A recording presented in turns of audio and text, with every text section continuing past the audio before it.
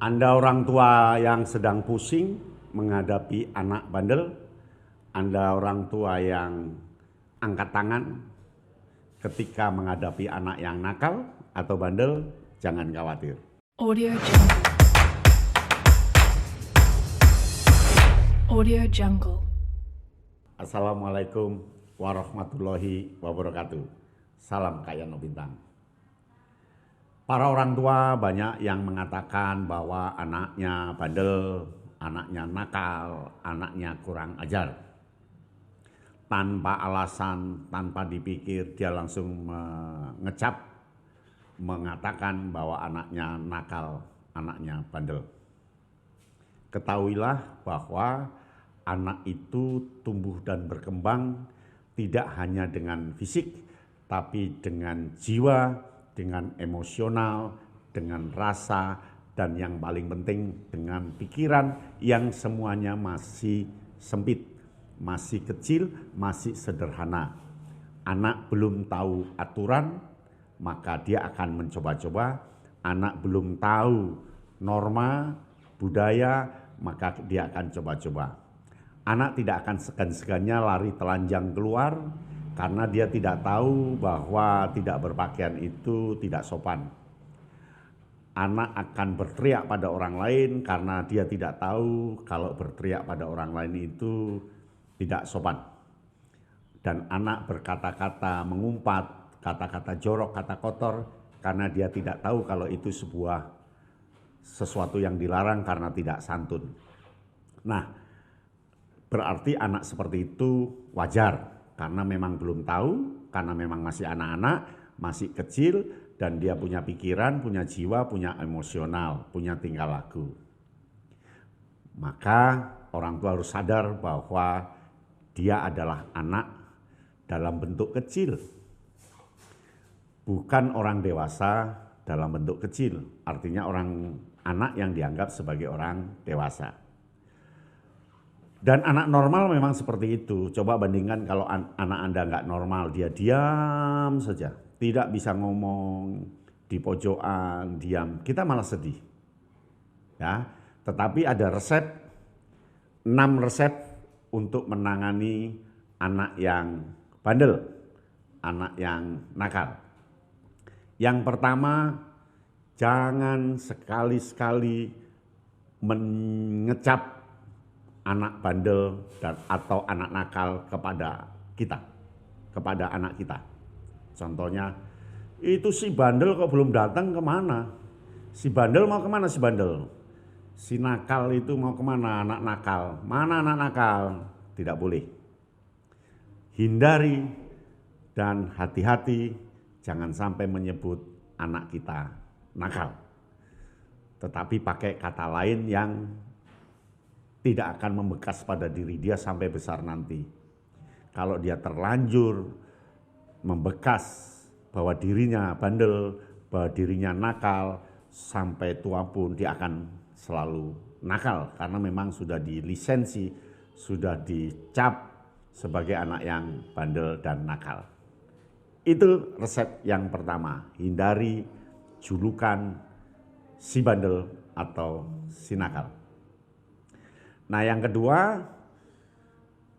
beri contoh yang baik.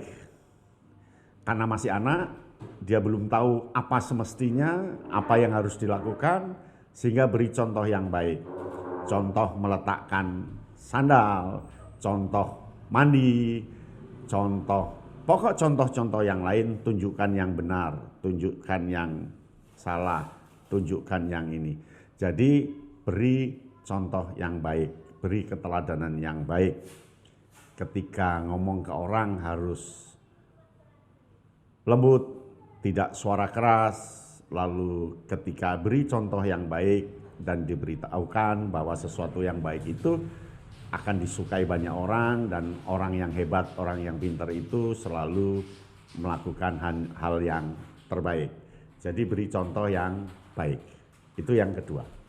Yang ketiga, hindari membentak anak di depan umum. Jangan sekali-sekali membentak dengan suara keras atau memukul di depan umum. Karena anak akan malu dan malu itu akan dibawa selamanya. Jangan dibentak, tetapi diberi kode atau diangkat begitu saja, pindahkan ke tempat lain. Jangan berteriak-teriak. Membentak itu akan menyakiti hati anak. Membentak itu akan menyakiti emosional anak. Dan membentak itu sia-sia. Memang anak diam, tetapi akan terngiang-ngiang terus bentakan itu. Menjadi anak kita penakut, menjadi anak kita tidak mau berbuat sesuatu yang lebih kreatif karena takut dibentak. Dan dibentak itu rasanya lebih sakit daripada dipukul. Maka yang ketiga, kita tidak boleh membentak di depan umum. Yang keempat, buatlah aturan yang jelas dengan sanksi dan pujian. Jadi beri sanksi dan pujian. Tapi ingat, sanksi dan pujiannya, sanksi dan hadiahnya harus seimbang dengan anak. Jangan sampai sanksinya berlebihan sampai anak itu mengalami kelumpuhan karena kita pukul habis-habisan. Jangan sampai kita marahi sampai dia itu gagap dan seterusnya. Jadi beri aturan yang jelas, dan aturan itu nanti ada sanksi dan ada hadiah. Berikan pada anak seperti itu. Tetapi jangan terlalu banyak sanksi, karena ini akan merusak anak. Ya, aturannya saja diberikan. Contoh, aturannya sebelum sore kita harus mandi, lalu aturannya harus pakai baju yang bersih, aturannya pakai sandal, aturannya apa, begitu. Berikan aturan-aturan yang betul-betul bisa dilakukan oleh anak. Jangan sampai aturan itu tidak bisa dilakukan oleh anak. Yang kelima, jangan terlalu sering memberikan toleransi. Jadi kita tidak boleh terlalu sering memberikan toleransi pada anak. Jadi anak ketika hujan-hujanan sudah 3 jam lebih ditoleransi sampai 6 jam. Kemudian anak ketika dia berendam di bak sampai 3 jam ditoleransi. Itu akan memunculkan justru kerugian bagi kita, karena anak akan sakit, karena anak akan punya idap gejala yang lain. Itu yang tidak boleh. Jadi toleransinya ya yang pas saja bagi anak. Contoh, hujan-hujanan boleh asal 1 jam. Kemudian bermain lumpur tidak boleh sampai 6 jam, tetapi cukup setengah jam saja. Nah, toleransinya jangan toleransi yang berlebihan, karena akan justru mendatangkan penyakit bagi anak, mendatangkan sesuatu yang negatif bagi anak. Oke. Nah, yang ke-6, hargai anak. Hargai anak sebagai manusia yang terhormat. Beri kekuatan bahwa dia ini anak yang sehat, anak yang pintar. Beri kepercayaan. Jadi yang ke-6 itu beri harga diri, kepercayaan pada anak, sehingga anak itu senang terhadap yang dia lakukan. Ya, kita tidak boleh marah punya anak yang nakal dan bandel, karena memang semua anak hakikatnya nakal dan bandel, termasuk Anda sendiri sebagai orang tua, dulu ya pasti nakal dan bandel menurut orang tua Anda. Karena itulah hidup. Anak bandel, anak nakal karena dia belum tahu aturan dan karena memang masih kecil. Sehingga jangan kaget ketika anak harus berjalan di atas meja.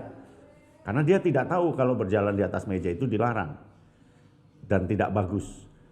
Dan dia akan berteriak-teriak menghadapi orang, karena memang tidak tahu kalau berteriak itu tidak boleh.